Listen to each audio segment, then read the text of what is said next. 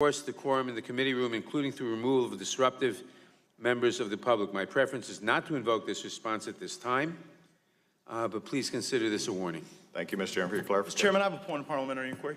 This gentleman will state his point of parliamentary inquiry. Thank you, Mr. Chairman. Mr. Chairman, is there a process in the committee whereby if the very same people are repeatedly interrupting the time of the members, that those people will be asked to depart the committee, or is there? I will, excuse me, if the gentleman repeats that or any other comment, I will direct it be removed. I will direct it be removed if he repeats it. Thank you, Mr. Chairman. And I'd observe that's 3 interruptions of my time by the same individual, and that the chair is not utilizing his discretion to remove that individual. I believe I have about a minute of time remaining, and I wanted to take the time. Will the gentleman yield for will my friend yield for a question? Well, I typically do, my friend from Florida, but since my time has been so interrupted by members of the other side, perhaps you could have one of your colleagues yield time to you. Mr. Chairman, may I inquire as to the time I have remaining, because I believe it was about a minute and 12 seconds. The gentleman has 1 minute and 37 seconds left. You need to clear the Thank you, block. Mr. Chairman. I appreciate that. The gentleman will proceed. Thank you, Mr. Chairman.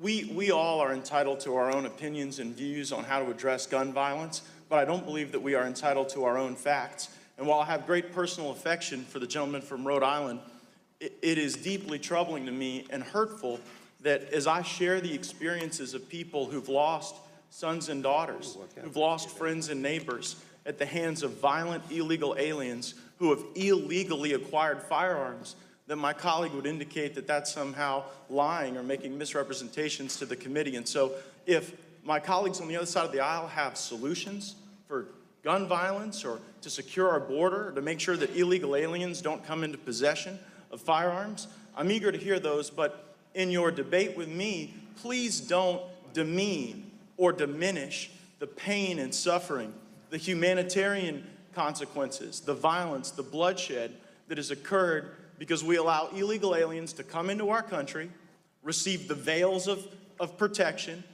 benefit from policies of catch and release that my friends on the other side of the aisle have supported, and then come here and act like that is the great challenge of our day to deal with gun violence. If we really cared about safer streets, we would build a wall and secure the border, and we would do it post-haste. I thank the chairman for his indulgence, and I yield back the balance of my time. Jesus Christ.